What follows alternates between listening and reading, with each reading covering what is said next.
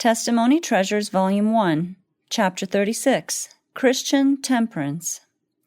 Know ye not that your body is the temple of the Holy Ghost, which is in you, which ye have of God, and ye are not your own? For ye are bought with a price. Therefore glorify God in your body and in your spirit, which are God's. We are not our own. We have been purchased with a dear price, even the sufferings and death of the Son of God. If we could understand this and fully realize it, we would feel a great responsibility resting upon us to keep ourselves in the very best condition of health that we might render to God perfect service. But when we take any course which expends our vitality, decreases our strength, or beclouds the intellect, we sin against God. In pursuing this course, we are not glorifying Him in our bodies and spirits which are His, but are committing a great wrong in His sight. Has Jesus given Himself for us? Has a dear price been paid to redeem us? And is it so that we are not our own? Is it true that all the powers of our being, our bodies, our spirits, all that we have, and all we are, belong to God? It certainly is. And when we realize this, what obligation does it lay us under to God to preserve ourselves in that condition that we may honor Him upon the earth in our bodies and in our spirits, which are His? The closing hours of probation. We believe without a doubt that Christ is soon coming. This is not a fable to us, it is a reality. We have no doubt, neither have we had a doubt for years, that the doctrines we hold today are present truth, and that we are nearing the judgment. We are preparing to meet Him who, escorted by a retinue of holy angels, is to appear in the clouds of heaven to give the faithful and the just the finishing touch of immortality. When He comes, He is not to cleanse us of our sins, to remove from us the defects in our characters, or to cure us of the infirmities of our tempers and dispositions. If wrought for us at all, this work will all be accomplished before that time. When the Lord comes, those who are holy will be holy still. Those who have preserved their bodies and spirits in holiness, in sanctification and honor, will then receive the finishing touch of immortality. But those who are unjust, unsanctified, and filthy will remain so forever. No work will then be done for them to remove their defects and give them holy characters. The refiner does not then sit to pursue his refining process and remove their sins and their corruption. This is all to be done in these hours of probation. It is now that this work is to be accomplished for us. We embrace the truth of God with our different faculties, and as we come under the influence of that truth, it will accomplish the work for us which is necessary to give us a moral fitness for the kingdom of glory and for the society of the heavenly angels. We are now in God's workshop. Many of us are rough stones from the quarry, but as we lay hold upon the truth of God, its influence affects us. It elevates us and removes from us every imperfection and sin of whatever nature. Thus we are prepared to see the King in His beauty and finally to unite with the pure and heavenly angels in the kingdom of glory. It is here that this work is to be accomplished for us, here that our bodies and spirits are to be fitted for immortality. We are in a world that is opposed to righteousness and purity of character, and to a growth in grace. Wherever we look, we see corruption and defilement, deformity and sin. And what is the work that we are to undertake here just previous to receiving immortality? It is to preserve our bodies holy, our spirits pure, that we may stand forth unstained amid the corruptions teeming around us in these last days. And if this work is accomplished, we need to engage in it at once, heartily and understandingly. Selfishness should not come in here to influence us. The Spirit of God should have perfect control of us, influencing us in all our actions. If we have a right hold on heaven, a right hold of the power that is from above, we shall feel the sanctifying influence of the Spirit of God upon our hearts.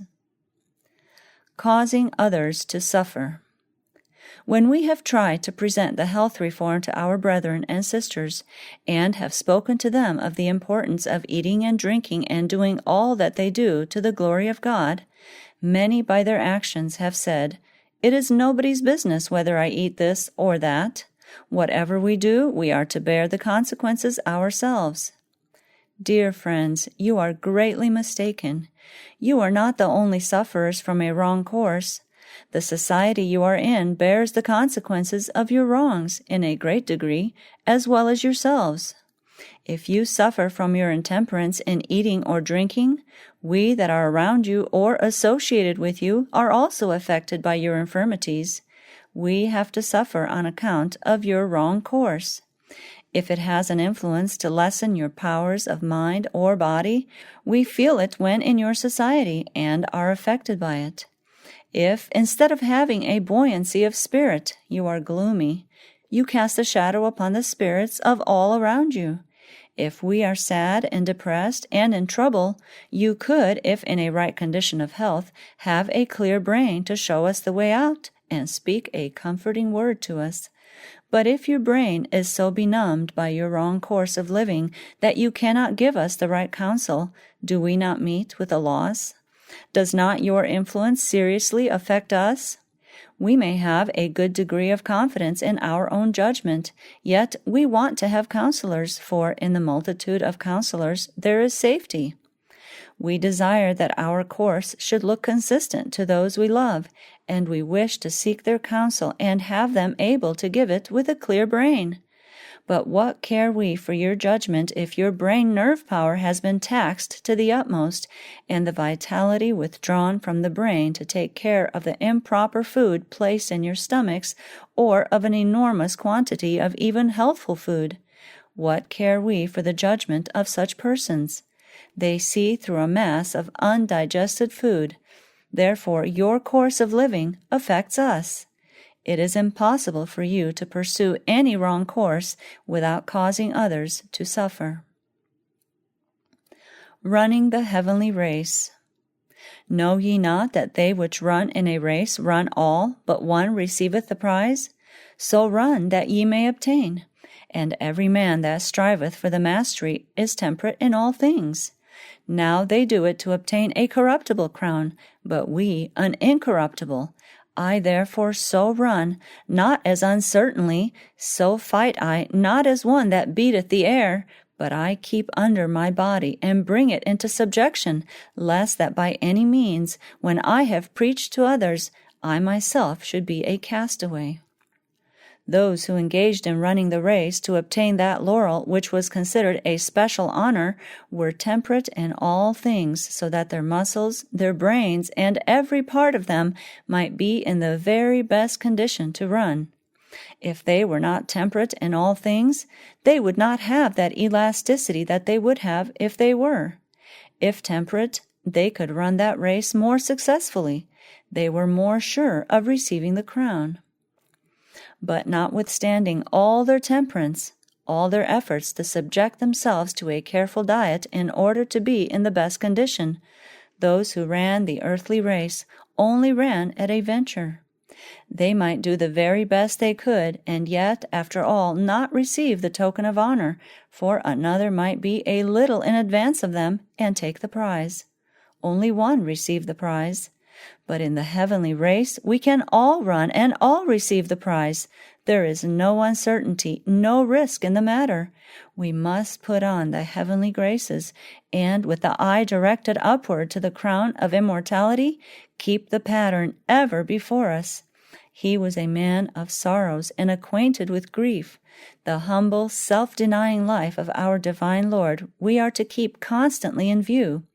And then, as we seek to imitate him, keeping our eye upon the mark of the prize, we can run this race with certainty, knowing that if we do the very best we can, we shall certainly secure the prize.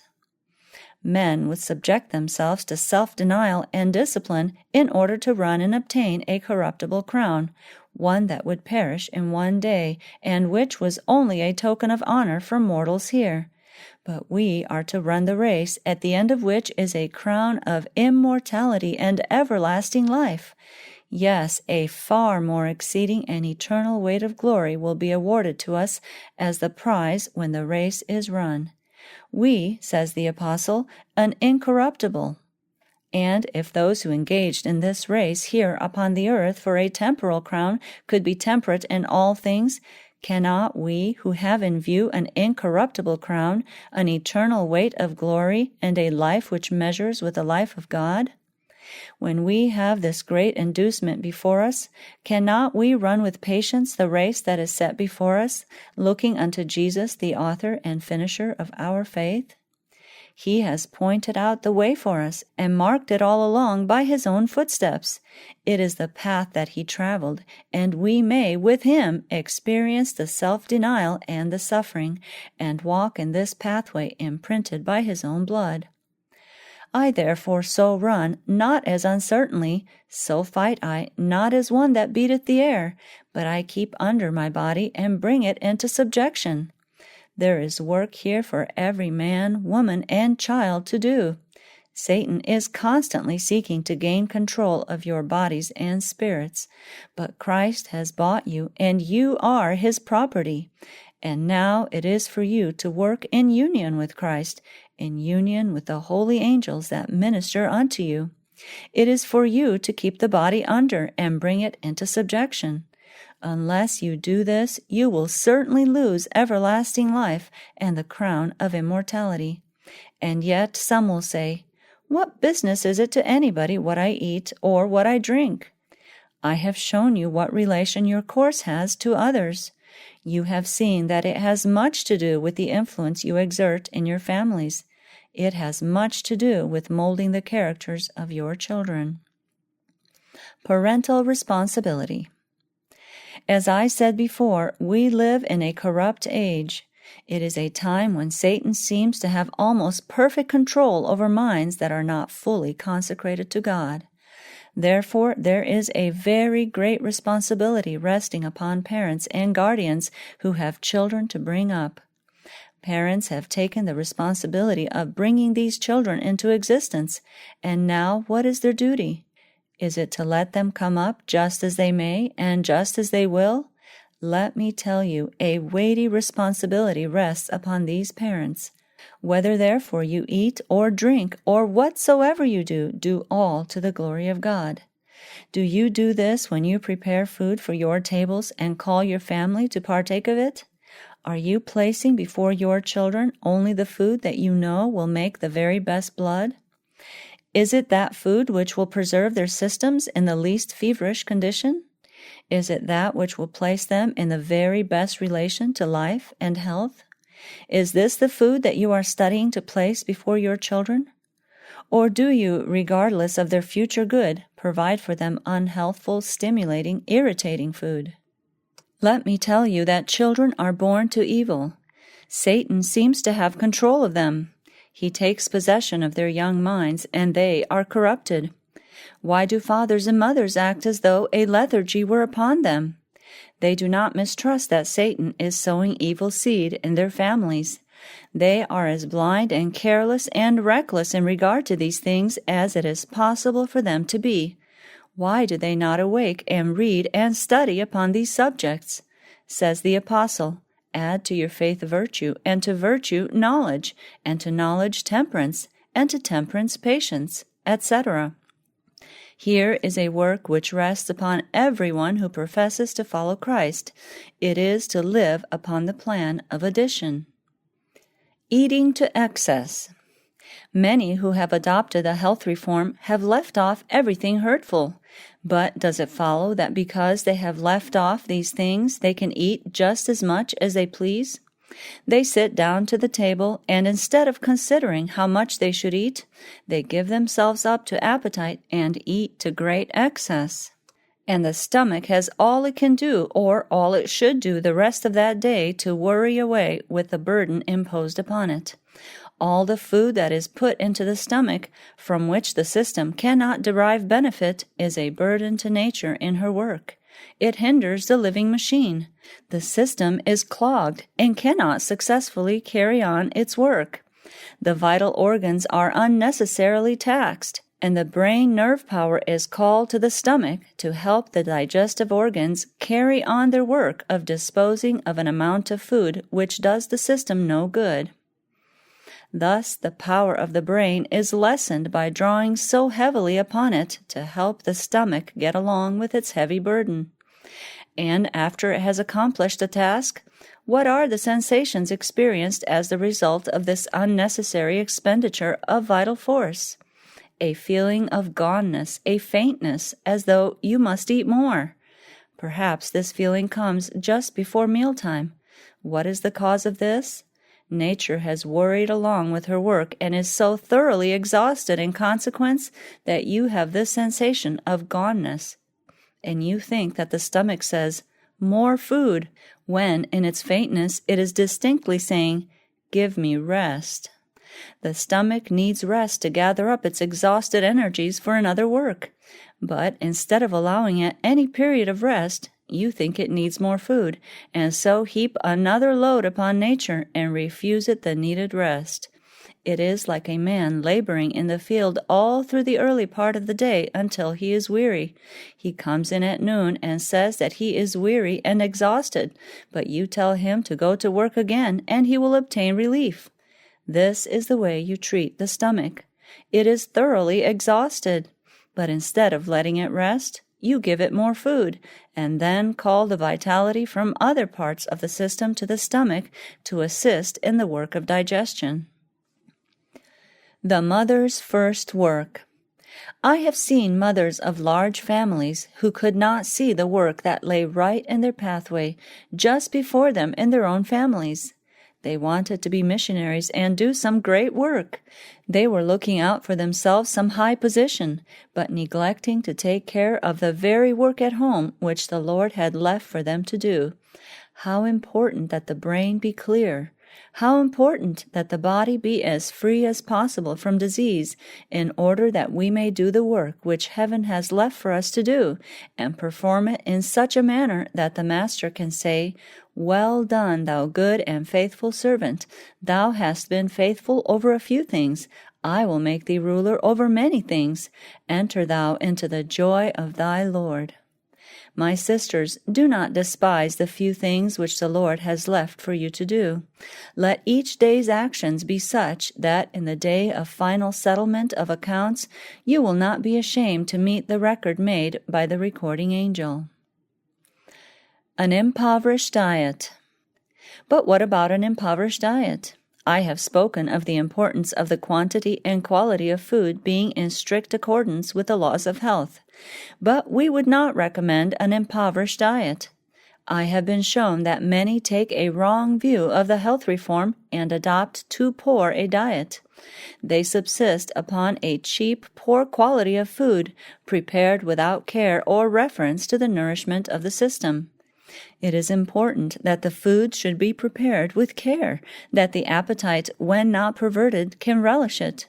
Because we from principle discard the use of meat, butter, mince pies, spices, lard, and that which irritates the stomach and destroys health, the idea should never be given that it is of but little consequence what we eat. There are some who go to extremes. They must eat just such an amount and just such a quality, and confine themselves to 2 or 3 things. They allow only a few things to be placed before them or their families to eat. In eating a small amount of food, and that not of the best quality, they do not take into the stomach that which will suitably nourish the system. Poor food cannot be converted into good blood. An impoverished diet will impoverish the blood. Some cannot be impressed with the necessity of eating and drinking to the glory of God. The indulgence of appetite affects them in all the relations of life. It is seen in their family, in their church, in the prayer meeting, and in the conduct of their children. It has been the curse of their lives. You cannot make them understand the truths for these last days. God has bountifully provided for the sustenance and happiness of all His creatures.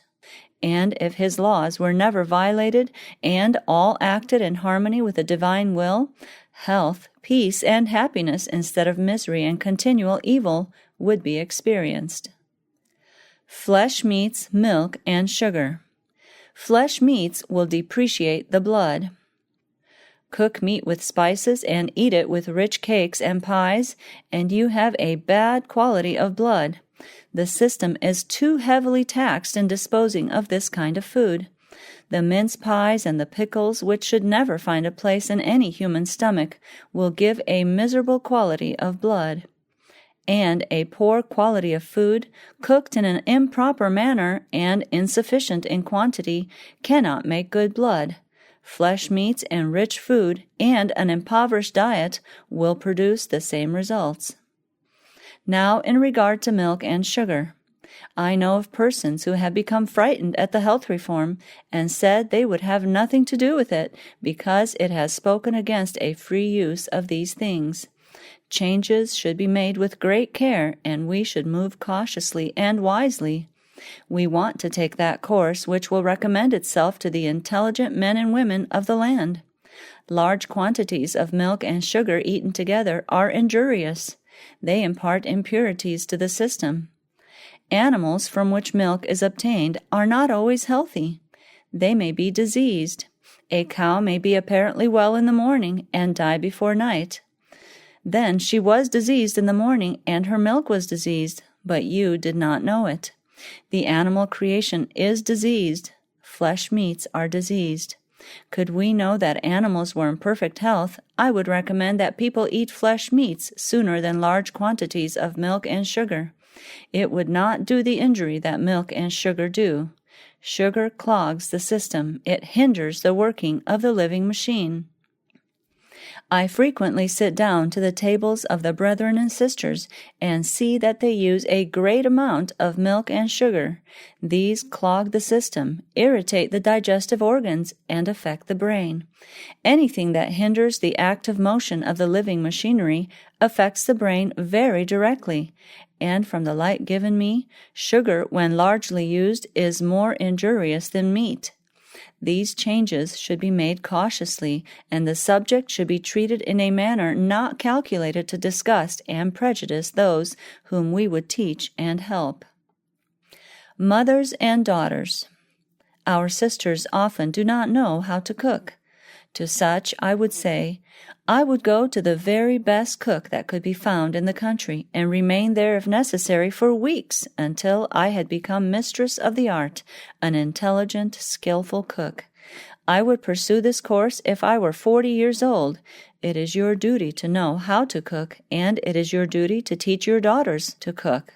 When you are teaching them the art of cookery, you are building around them a barrier that will preserve them from the folly and vice which they may otherwise be tempted to engage in.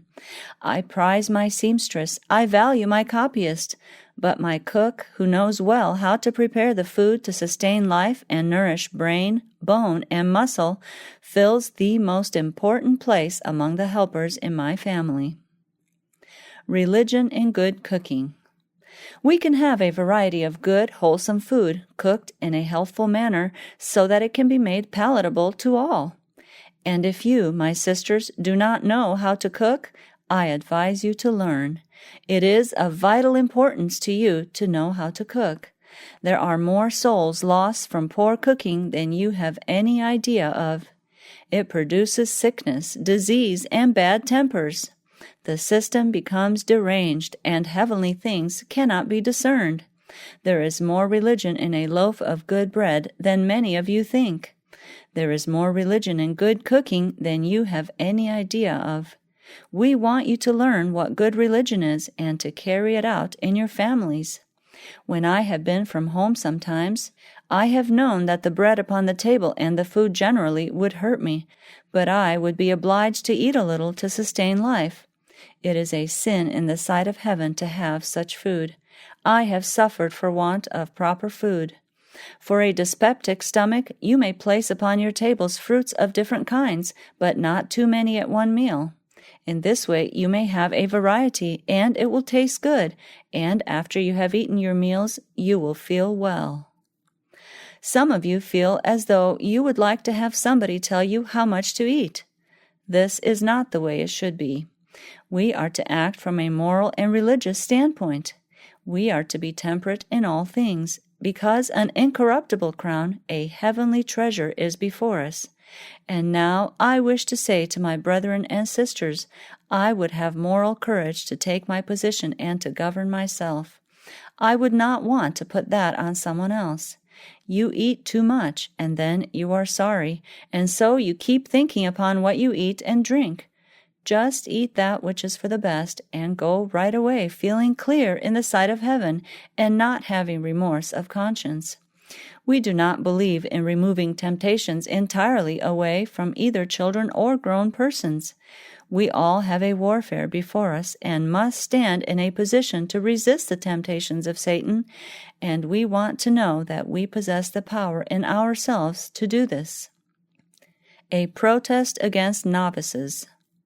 And while we would caution you not to overeat, even of the best quality of food, we would also caution those that are extremists not to raise a false standard and then endeavor to bring everybody to it.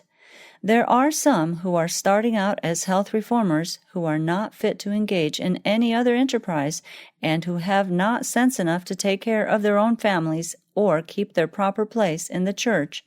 And what do? Why, they fall back as health reform physicians as though they could make that a success. They assume the responsibilities of their practice and take the lives of men and women into their hands when they really know nothing about the business. My voice shall be raised against novices undertaking to treat disease professedly according to the principles of health reform. God forbid that we should be the subjects for them to experiment upon. We are too few. It is altogether too inglorious a warfare for us to die in. God deliver us from such danger. We do not need such teachers and physicians. Let those try to treat disease who know something about the human system. The heavenly physician was full of compassion. This spirit is needed by those who deal with the sick. Some who undertake to become physicians are bigoted, selfish, and mulish. You cannot teach them anything. It may be they have never done anything worth doing. They may not have made life a success. They know nothing really worth knowing, and yet they have started up to practice the health reform. We cannot afford to let such persons kill off this one and that one. No, we cannot afford it. We want to be just right every time. We want to bring our people up to the right position on the health reform.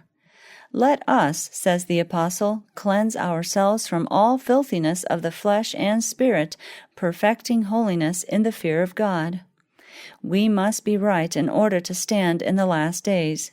We need clear brains and sound minds and sound bodies. We should begin to work in earnest for our children, for every member of our families. Shall we take hold and work from the right standpoint? Jesus is coming, and if we pursue a course to blind ourselves to the soul-elevating truths of these last days, how can we be sanctified through the truth? How can we be prepared for immortality? May the Lord help us that we may commence to work here as never before.